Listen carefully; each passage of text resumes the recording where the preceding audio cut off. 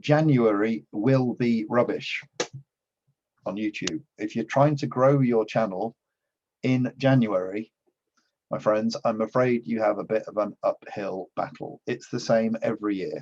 January, for some reason, YouTube just goes really, really quiet. I don't know whether it's that people have binged out on YouTube over the holiday period, whether it's that advertisers have withdrawn budget, and a lot of them will withdraw budget, obviously, after the, oh, shut up, need to mute that. A lot of advertisers will withdraw budget.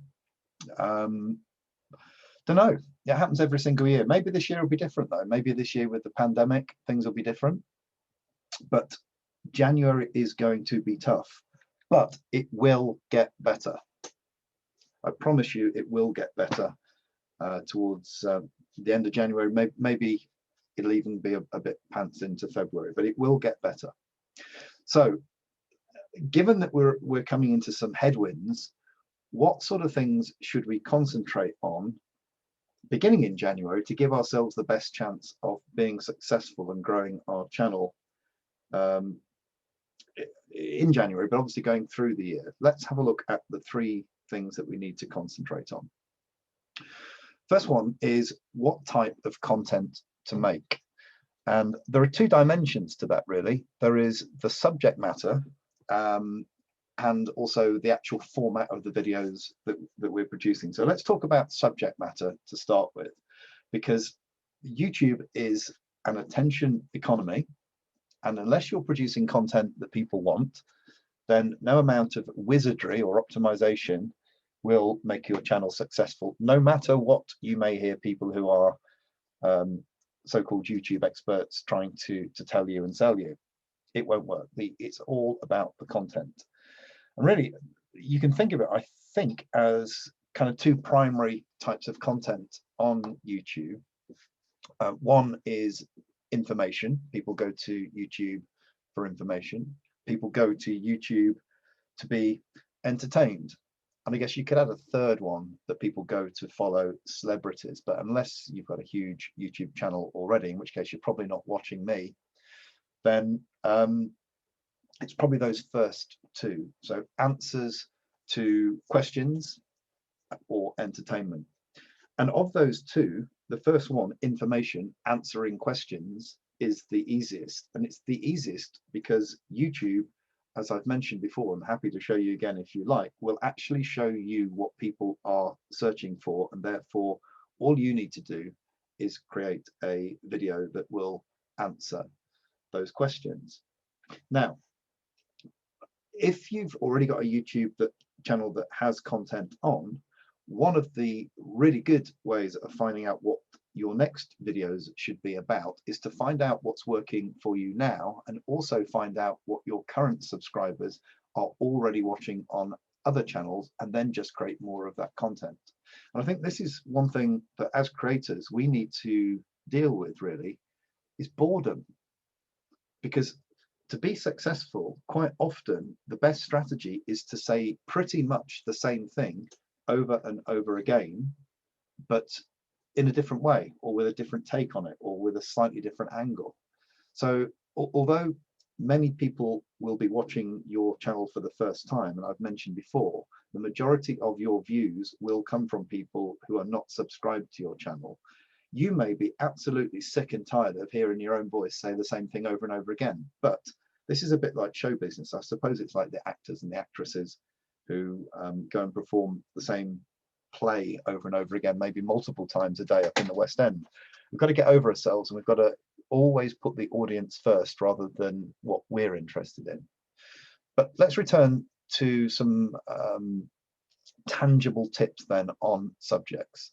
So I'll go into analytics on one of my channels. Let's have a look at, yeah, we'll use my Go Slow TV channel as a good example, I think, because it's relatively small. It's about 4,000 subscribers, but there is enough data in here to to give us some clues as to what to search. I'm already realizing this might be a mistake when you see what they're searching for. Okay, so here's the analytics. So you go into your analytics, and I'm going to show you how I would work out what videos to produce if I was interested in growing this channel, which I don't think I am particularly. I'll just use it as an example. So go into reach and then look down at your traffic sources, and we can see here that pretty much everybody who, or not everybody, 37.2% of the people that are coming to my channel via search are coming to the channel via search, and just look at what they're searching for. Honestly, London red light area, London nightlife, I could perhaps do some more of that. England red light area in London, Soho, London. So if I really wanted to get many more views on this channel, what I would be doing is getting my iPhone and then wandering around London's red light areas producing videos. And I did that for a while. I stopped doing it though because they demonetized the videos that I was producing up in Soho, even though they weren't dirty, they weren't naughty. But sometimes growing your channel and making money from your channel are at odds. But let's leave it at that.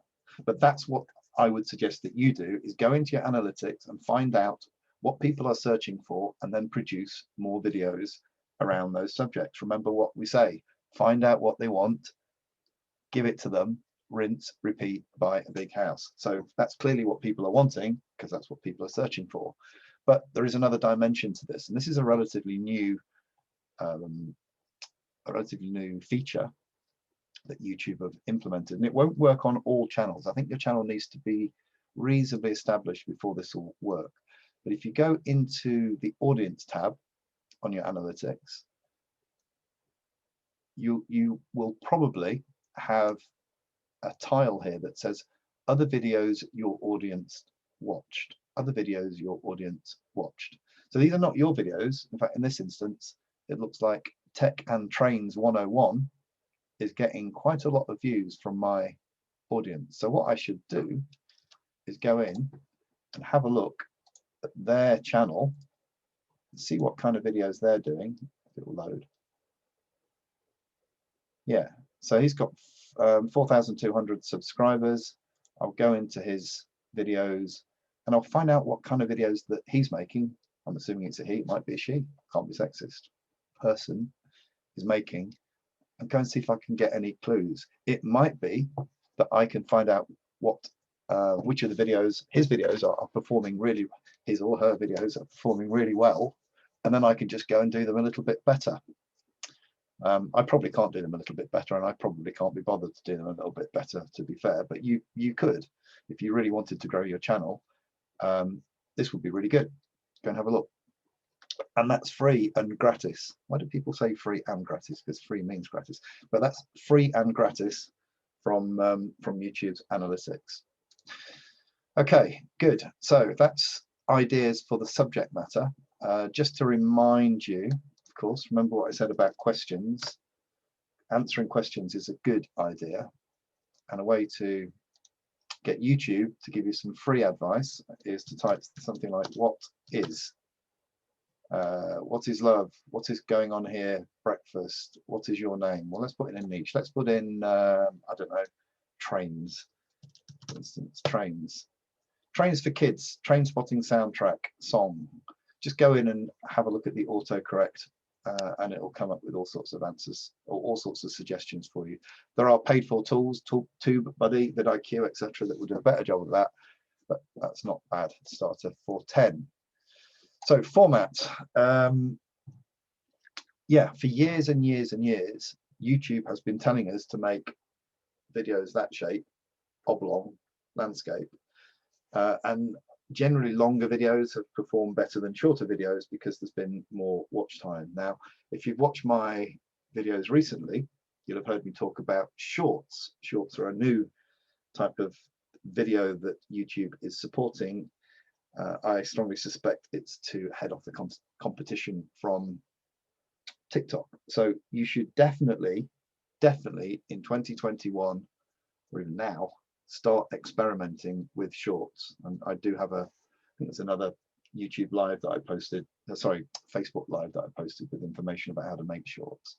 But they are a bit of a phenomenon, and I'll show you why. Just briefly, those of you that have probably already seen some of this before, let's have a look. Yeah, here's a new channel that I set up a few days ago. When was it? When did that set up? 23rd, possibly 22nd. So I set it up 22nd. First video posted on Wednesday the 23rd, week or so ago. Right. So as you can see, it's taken off about 400 views, 3 subscribers.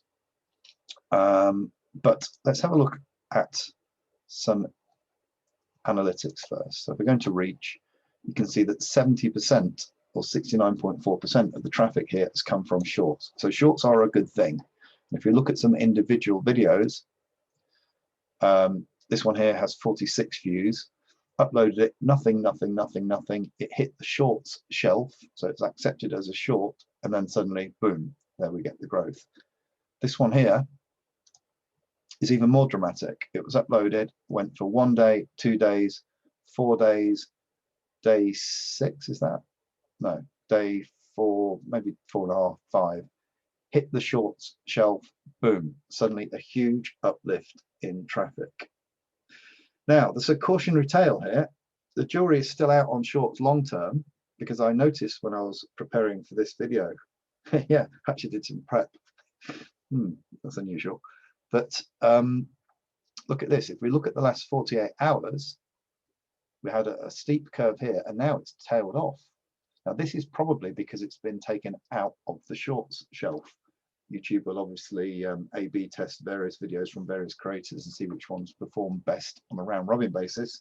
So I probably, for the time being at least, had my time in the sun with that one.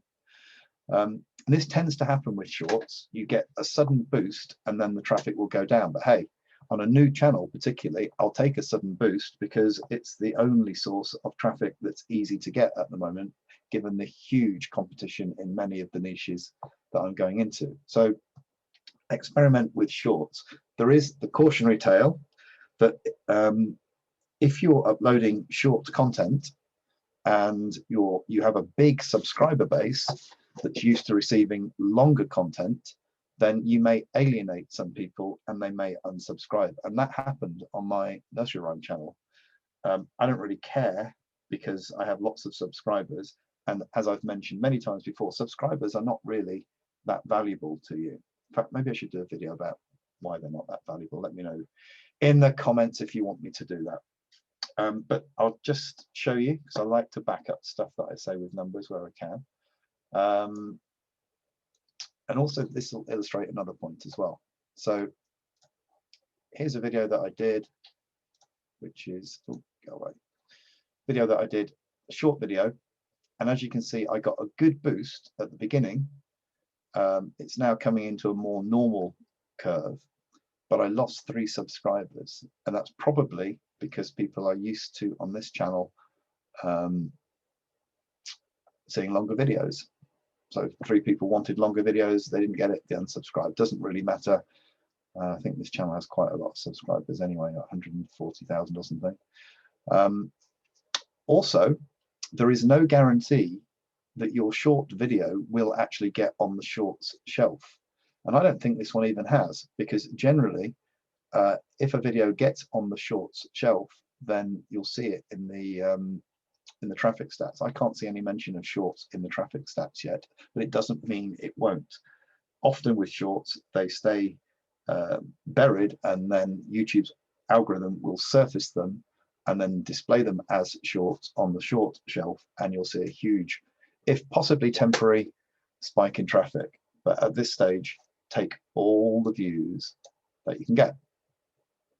So that's a review of what kind of format I suggest you do, and